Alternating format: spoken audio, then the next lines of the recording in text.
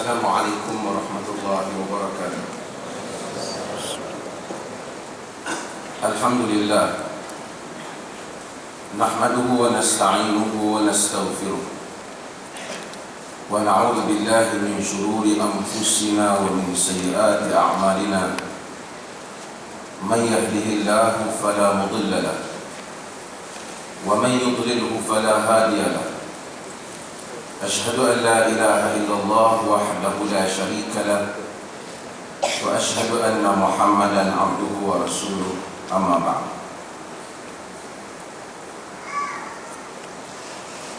Pertama-tamanya saya mengucapkan terima kasih kepada pihak IAIS yang telah mengizinkan untuk kita meneruskan kuliah bulanan kita di Dewan mereka ini. Terima kasih banyak kepada Associate Profesor Dr. Muhammad Azam Muhammad Adil yang turut hadir pada hari ini, yang merupakan Deputy CEO IAIS, yang telah memberi ruang penggunaan Dewan ini yang biasanya kita menggunakan KJPA dan selainnya. Dan bagi yang di belakang, terutama orang muda yang tak ada tempat, boleh duduk di depan macam biasa kuliah di KJPA juga. Saya juga mengalu-alukan kedatangan sahabat saya dan sahabat kita semua, Yang Berhormat Datuk Seri Syahidan bin Qasim. Saya ucapkan tahniah, dah saya ucap dah pun, tapi tahniah kepada beliau kerana dia baru dilantik sebagai Menteri Jabatan Perdana Menteri Al-Ahli Parlimen. Dan saya kenal Datuk Seri dah lama dan kita pun kenal lama. Walaupun di kalangan kita ada perbezaan pandangan politik, tapi kita bersepakat beliau adalah sahabat yang telah banyak membantu dalam usaha-usaha dakwah sejak daripada menjadi Menteri Besar Perlis sehingga kepada hari ini. Dan beliau bukan saja tolong, tapi juga selalu hadir kuliah. Dan insyaAllah ini, tapi lama tak hadir di KL ni, hari ini hadir. Dan insyaAllah akan berterusan nanti. Kita sambung bab yang berikutnya, Riyadhus Shalihin, Babul Amri bil Muhafadhati ala ma'tadahu minal khair. Bab perintah untuk kita muhafadhah, untuk kita menjaga apa yang menjadi kebiasaan daripada perbuatan-perbuatan yang baik. Amalan-amalan yang baik yang dibuat oleh seorang Muslim disuruh oleh nas-nas agama untuk kita menjaga.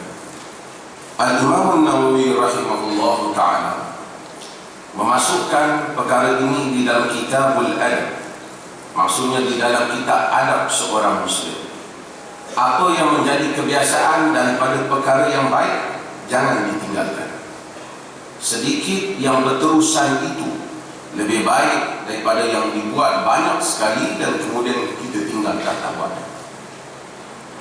Beliau menghimpunkan rahimahullah ta'ala, Al-Imam Nawawi menghimpunkan dalil-dalil daripada Al-Quran dan Sunnah mengenai hal ini.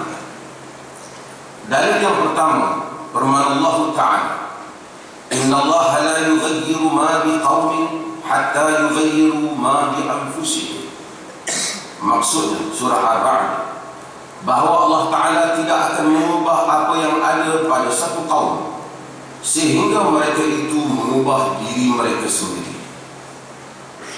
Ayat ini pada asasnya bermaksud Allah Ta'ala tidak akan mengubah seseorang yang buruk menjadi baik, baik menjadi buruk, melainkan orang itu sendiri yang memilih. Tak ada dalam agama orang boleh jadi baik dengan hanya minum segelas air yang dijampi kemudian jadi baik.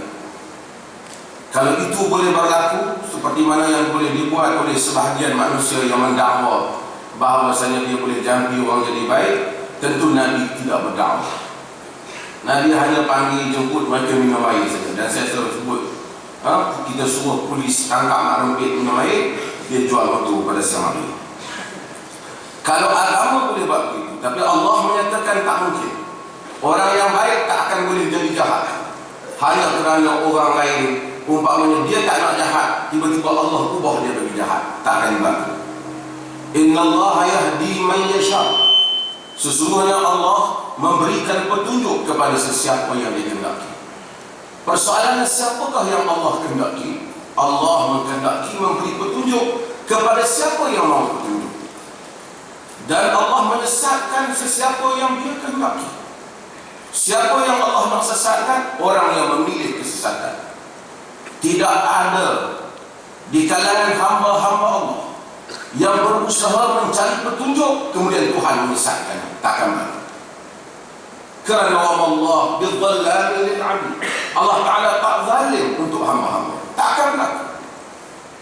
Kalau orang kata dia ini sebenarnya nak baik tapi tiba-tiba terjadi jahat, Allah Taala tahu tentang ini. Dan Allah menyuruh manusia bermujahadah untuk membaiki dirinya sendiri.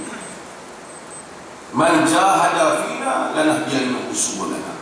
Sesiapa yang berjuang pada jalan kami tunjukkan pada dia. Karena kami tunjukkan pada dia jalan. Muhammad bin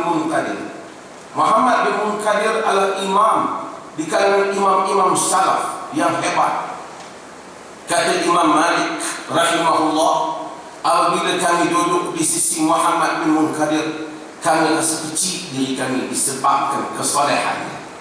Kata Imam Malik. Kata Muhammad bin Munkadir yang dikatakan soleh, jahadtu nafsi 40 sana hatta istaqamat. Aku berjihad untuk membetulkan diriku 40 tahun sehingga dia istiqamah. Kalau orang seperti dia 40 tahun, kita sepanjang hayat mesti membetulkan diri. Kerana Allah Azza wa Jalla tidak akan mengubah manusia dengan secara miracle seperti itu, secara magic seperti itu, melainkan kita berusaha untuk mengubah. Saya selalu buat contoh yang mudah untuk kita fahami. Bila datang bulan Rejab, orang Melayu menyatakan bahawa, bukan orang Melayu, sebahagian riwayat kata ia adalah musim Isra' dan Mi'raj. Walaupun Isra' dan Mi'raj itu khilaf para ulama ahli sejarah dalam menentukan tarikh Isra' dan Mi'raj, dan pendapat 27 Rejab antara pendapat yang disebut di dalam sirah, tetapi antara pendapat yang dhaif. Tapi tak ada masalah. Yang penting Isra' dan Mi'raj yakin ada. Allah Azza wa Jalla sediakan untuk Nabi SAW kenderaan dalam Isra' dan Mi'raj. Barak yang seperti mana yang kita tahu. Satu kenderaan yang pantas. Ada orang kata, sebahagian penceramah sebut Allah sediakan barak supaya kita buat teknologi kapal terbang canggih, supersonik. Tak ada. Itu memang mukjizat. Disediakan kenderaan yang begitu pantas daripada Masjidil Haram ke Masjidil Aqsa, dan daripada Masjidil Aqsa ke Sidratul Muntaha. Allah sediakan. Nabi tak boleh buat apa. Bukan kekuatan Nabi. Subhanalladzi asra bi'abdi. Maha suci Tuhan yang menjalankan hamba. Dia tak kata Maha suci Tuhan yang menjalankan Muhammad. Maha suci Tuhan yang menjalankan Rasul. Kerana makam ketika itu ialah makam Muhammad, ialah makam hamba. Dan Muhammad memang hamba, seperti dia Rasul dan dia hamba Allah. Tetapi Allah sebut tentang kedudukan statusnya sebagai hamba supaya memberi isyarat kepada kita, Muhammad tidak boleh melakukan Isra' dan Mi'raj. Yang melakukannya ialah Subhanalladzi asra, Maha suci Tuhan yang menjalankan. Nabi disediakan kenderaan provided di dalam peristiwa Isra' dan Mi'raj. Ada lagi satu kembara penting Nabi, kalau kita lihat di dalam sirah, iaitulah hijrah. Hijrah Nabi perlukan kenderaan, tapi Allah tak sediakan kenderaan. Allah tak sediakan kenderaan kepada Nabi. Walaupun Nabi, sehingga Nabi terpaksa untuk cari pembantu daripada seorang bukan Muslim, Abdullah bin Urai. Kenapa tak datang Borak supaya Nabi dapat naik Borak dan Borak boleh pergi ke Madinah? seperti mana datangnya di dalam peristiwa Isra' dan Mi'raj. Sebab peristiwa Isra' dan Mi'raj adalah mu'jizat. Kita tak disuruh untuk ikut Isra' dan Mi'raj. Tak ada disunatkan pada malam Isra' tertentu kita kena pergi Isra' dan Mi'raj. Tak ada. Kita tak dikenakan. Tetapi hijrah adalah sesuatu yang difardukan kepada umat manusia. Bukan sahaja kepada Nabi, juga kepada kita. Untuk kita berpindah daripada satu tempat kepada tempat yang lebih baik, daripada satu keburukan kepada kebaikan. Hal ini tidak boleh dilakukan dengan mukjizat. Hal ini tidak boleh dilakukan dengan percuma. Hal ini mesti dibayar harganya. Maka Nabi terpaksa cari kenderaan, terpaksa menyowok di gua, terpaksa mengambil jalan yang lebih jauh, terpaksa menyembunyikan daripada serangan musuh, terpaksa merancang dan merencana memohon pertolongan Allah Azza wa Jalla supaya memungkinkan rencana hijrah itu boleh berlaku. Tak ada borak, tak ada borak. Maka sesiapa yang nak ubah dirinya, sesiapa yang nak ubah kehidupannya, dia mestilah mengubah dengan usaha. Tidak ada free dalam perjuangan mengubah. Dan duka cita jika orang Islam tidak mau mengubah. Allah Azza wa Jalla jadikan tabiat agama ini sentiasa berubah. Bukan agama itu berubah, maksud semangat mesti ditajdidkan, semangat mesti diperbaharukan. Inna Allah yab'atsu li hadhihi ummah ala ra'si kulli mi'atis sana man yujaddidu laha amra dinaha. Sesungguhnya Allah membangkitkan bagi umat ini. Hadis riwayat Abu Dawud, hadis yang sahih.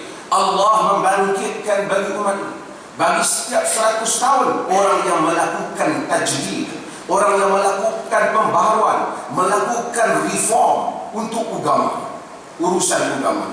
Bukan bawa agama baru, tapi menghidupkan semula agama yang telah mati semangat.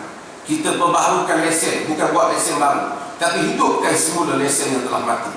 Kita membuat tajdid, maka Allah hantar banyak mujaddid. Kata Imam Ahmad, yu'allimuhum as-sunan wa yanfi 'anil rasul wa yanfi 'anil rasul al-kadhib. Kerja mujaddid itu ialah mengajar orang ramai sunan, mengajar sunnah-sunnah Nabi SAW, dan menafikan daripada Nabi pembohongan. Apa yang disandarkan kepada Nabi, apa yang hakikatnya bukan daripada Nabi SAW. Kata Imam Ahmad, aku lihat pada kurun yang pertama, aku dapati fa'idah huwa Umar bin Abdul Aziz. Tajdid di dalam siasat, tajdid reform di dalam politik. Setelah umat Islam menghadapi krisis daripada kurun yang baik pada 4 khalifah yang awal, kemudian naiknya Muawiyah bin Abi Sufyan dengan segala kebaikan yang ada, dan kemudian krisis di kalangan. Di samping kerajaan itu bergerak, tetapi ada krisis politik pada zaman Bani Umayyah. Umat terpinga-pinga, Allah hantar Umar bin Abdul Aziz. Tak lama, 2 tahun, tetapi 2 tahun yang berjaya membuat reform yang dikenal sepanjang sejarah kemanusiaan. 2 tahun, tetapi 2 tahun yang dikenal. Ini pemerintah yang baik. 2 tahun dikenal lama. Jangan sampai 10 penggal orang tak kenal. Mesti pemerintah yang melakukan reform, yang melakukan kerja-kerja islah. Dan aku lihat pada kurun yang kedua, aku dapati dia Imam Syafi'i rahimahullah ta'ala. Syafi'i yang melakukan reform di dalam usul fiqh, yang melakukan reform di dalam menggabungkan antara aliran hadis dan aliran ahlul ra'i, ahli pemikiran, yang digabungkan menjadi acuan yang cantik, dan kemudian menuju kepada maqasid syariah dan seumpamanya yang digerakkan oleh imam-imam selepas daripada itu. Tentang perlunya pembaharuan hatta dalam masyarakat manusia, dalam masyarakat barat. Banyak tokoh-tokoh, kadang-kadang kita fikir macam mana orang yang bersemangat nak buat pembaharuan ini sanggup bayar harga. Saya sebut dalam artikel saya yang latest tentang Che Guevara. Kalau kita tengok dia seorang doktor, seorang yang, tapi dia kita tak setuju dengan sosialis dia. Kita barangkali tak setuju dengan sosialis, tetapi semangat dia untuk berjuang menentang rejim. Lepas dia dapat jadi Gubernur Bank Negara, dah Cuba dah menang, Fidel Castro kawan dia dah jadi pemerintah, dia pergi negeri lain lagi.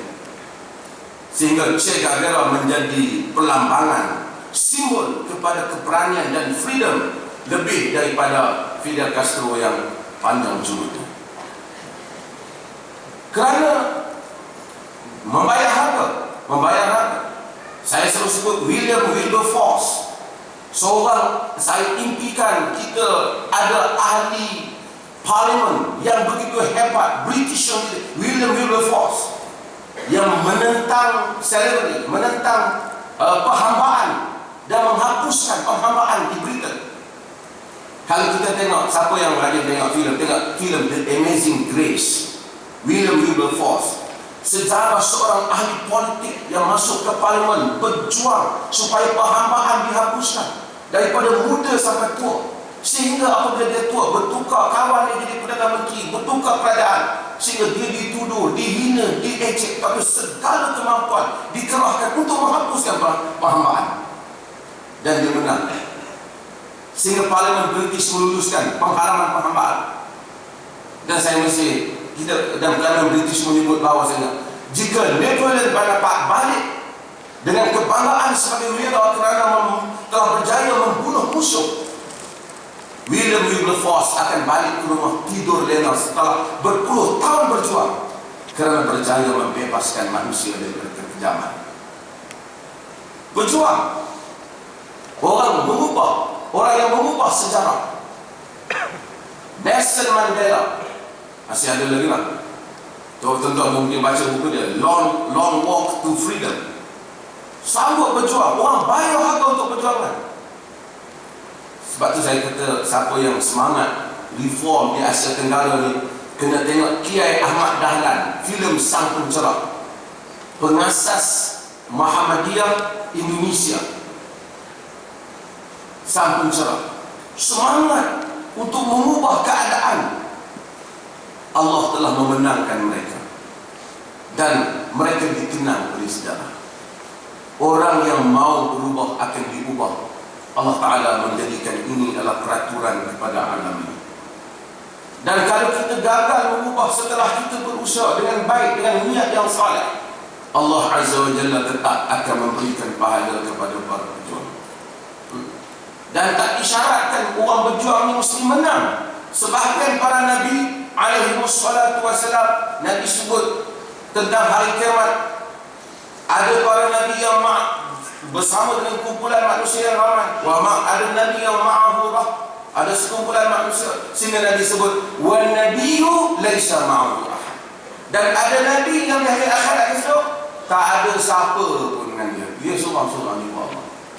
Ada yang mana pengikut? Tak ada, tak siapa tak sokong. Tapi dia menang kerana mempertahankan Islam. Menang kerana mempertahankan Islam. Menang kerana melakukan perubahan. Dan ini perkara yang besar yang Allah Ta'ala sebut dalam Quran. Allah Ta'ala tak ubah satu kaum, melainkan mereka lah yang ubah. Al-Imam Al-Qurtubi rahimahullah Ta'ala ketika menafsirkan ayat ini, dia menyebut ayat ini bukan bermaksud Allah tak menurunkan azab kepada satu kaum sehingga mereka itu meninggalkan maksiat. Allah bukan maksud itu. Kerana kadang-kadang Allah Ta'ala turunkan balak kepada sesuatu kaum walaupun di kalangan mereka ada orang salih. Mungkin ada sekumpulan-kumpulan yang salih, tapi balak turun disebabkan ada apabila maksiat itu menguasai masyarakat. Walaupun apabila dibangkitkan di akhirat yang tak salah, Allah Ta'ala ampunkan. Tapi bila balak datang, macam balak datang dalam satu negeri, katakanlah ribut dan seumpamanya, bila dia pukul semua. Dia pukul yang saleh dan tak saleh. Tak ada dia kutip, tak ada, mati semua. Tak heran kalau masjid pun lebah, tak heran. Kenapa? Bila balak datang, dia pukul semua. Sahabat tanya, bagaimana Rasulullah? Wafihumus salihun. Macam mana wahai Rasulullah, sedang ada orang saleh dalam mereka? Nabi kata pada hari kiamat setiap orang dibangkitkan berdasarkan niat. Yang saleh lepas. Tapi kalau kita biar balak datang, semua kena. Semua kena. Kata Al-Imam Al-Qurtubi rahimahullah, ayat ini bermaksud Allah Ta'ala tak akan ubah orang yang jadi baik jadi jahat, jahat jadi baik, melainkan dengan dia sendiri yang memilih jalan tersebut. Dia sendiri yang memilih jalan tersebut.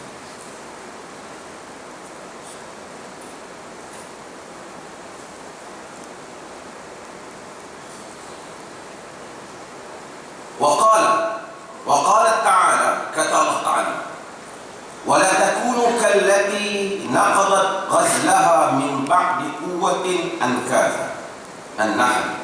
Dan jangan kamu jadi seperti perempuan yang merongkaikan ikatan ataupun merongkaikan tenunannya.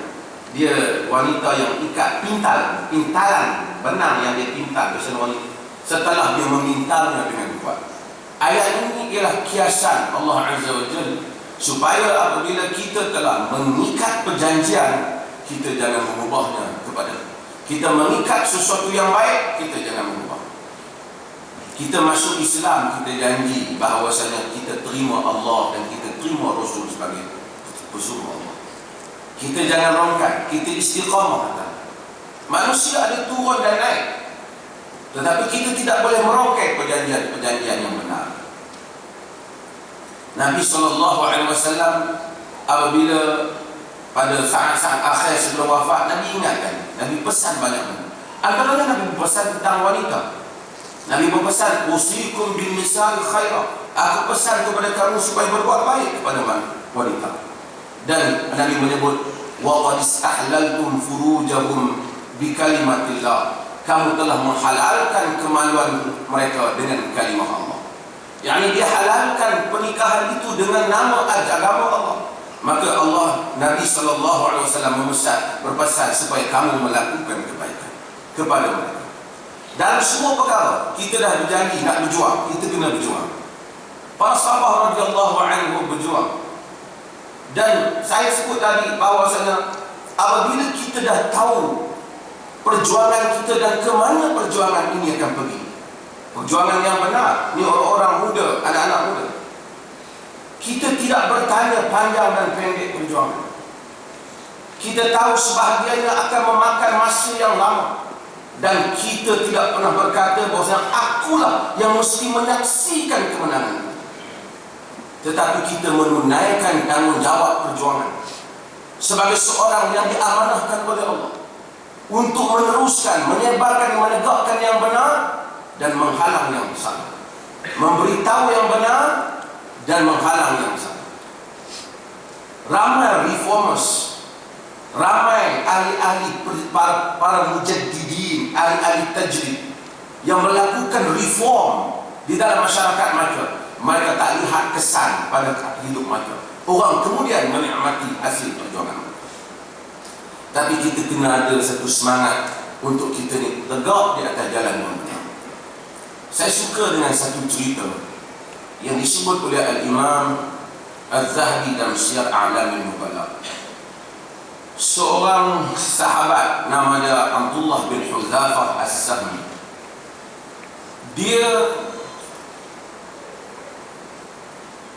Dia telah mengepalai peperangan menentang Rom di kawasan Qiyasar. Dia dekat dengan Palestin. Rom ni dia lebih tahu tentang Islam sebab dia Kristian, tapi dia tahu tentang orang Islam, semangat orang Islam, kecekalan orang Islam. Dan lama juga masa mereka berperang, dan ini pada zaman Umar. Ditakdirkan dalam peperangan itu, kumpulan Abdullah bin Hudzafah As-Sahmi ini tertangkap. Dia ditangkap dan ditawan dan dibawa kepada Maharaja Rum. Bila dibawa kepada Maharaja Rum, Maharaja Rum panggil ni ketua kumpulan. Pasal lawan banyak pertempuran Islam menang. Dia orang pun buat research macam mana Islam, semangat mereka, dan biasalah sehingga macam Khalid Al-Walid, sehingga ada khurafat, mitos di kalangan orang-orang Parsi, Rom, kata Khalid Al-Walid ni sebenarnya ada satu pedang di langit turun, pedang tu mari kepada Nabi Muhammad, Nabi Muhammad bagi kat Khalid, sebab tu dia tak nak kalah. Jadi mereka datang jumpa Khalid. Betul tak katanya Khalid datang tu? Cerita tu tak betul. Sebenarnya aku dipanggil Saifullah kerana aku pada Allah aku sentiasa berjuang dalam. Orang tentu ada tengok pasal, oh dia ni sentiasa menang kan. Jadi dia mula merepek, dia mengandaikan benda yang bukan-bukan. Nabi SAW sebut dia Saifullah kerana dia berjuang pada jalan Allah. Abdullah bin Huzaifah bila dipanggil oleh Maharaja Rum, dia kata, engkau masuk Kristian, aku bagi sebahagian hak, aku bagi harta. Kadang mana yang kau mahu? Dia kata, tidak nak. Dia kata, kau masuk Kristian, aku kawinkan kau dengan anak perempuan. Nah, biasalah, Maharaja ni mungkin anak perempuan yang nampak, kan? Ambil pergi mana-mana pun bagi kan.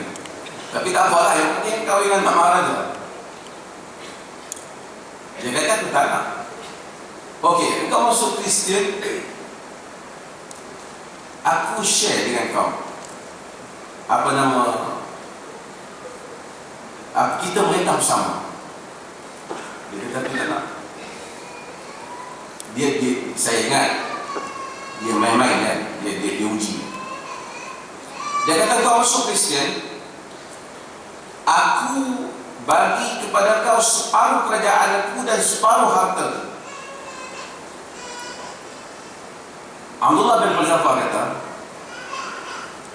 "Lau a'taitani ma tamlik wa jami'u ma yamlikuhu al-'arab ma raja'tu 'an dini Muhammad." Jika kau bagi kepadaku semua yang kau ada dan semua yang orang Arab ada, aku tak akan meninggalkan agama Muhammad. Dia kata, tak apa,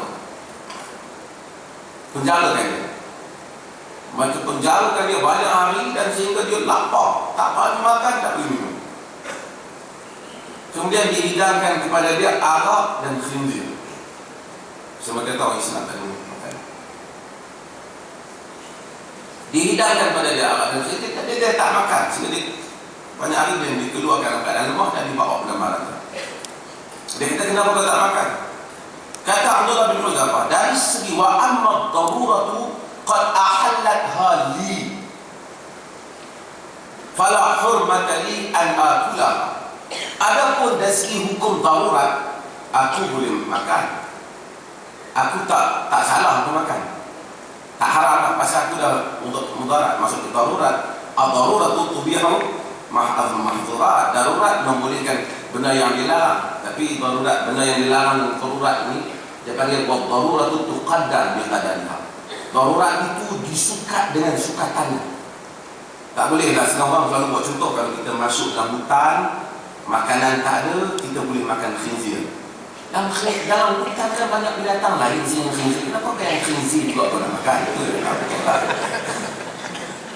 Orang selalu buat contoh. Makan pokok boleh makan ni, buah-buah boleh makan ni, kalau makan khinzir. Tapi tuqaddar bi qadariha, maksudnya disukat dengan kadarnya, maksud kita kena ambil berdasarkan keperluan saja. Bila kata kita tak ada makanan, saya suruh buat contoh itu kan, tak ada makanan, kita boleh makan khinzir kan. Kita boleh makan khinzir, tapi makan khinzir untuk hidupnya. Tak boleh kata, Allah hari ni lah peluang dengan khinzir, aku buat ni, letak bersama sikit, masak tu sikit, macam dia tak ada lah. Kita hari ni kita sapu putih.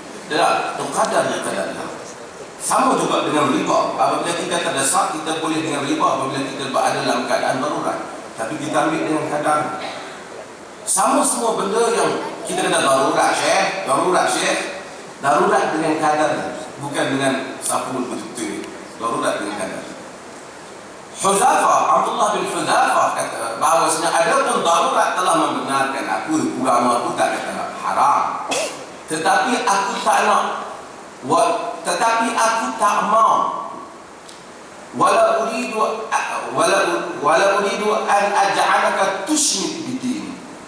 Tetapi aku tak mau supaya engkau nak main-main dengan agama. Aku tahu benda ni kalau kau makan, kau akan main-main dengan aku. Jadi darurat kata boleh, tapi oleh kerana kau nak main-main dengan aku tak mau makan. Abdullah bin Huzaifah, dia kata tak apa, Ini Al-Zahabi sebut dan secara alam nubala. Maharaja ambil dia.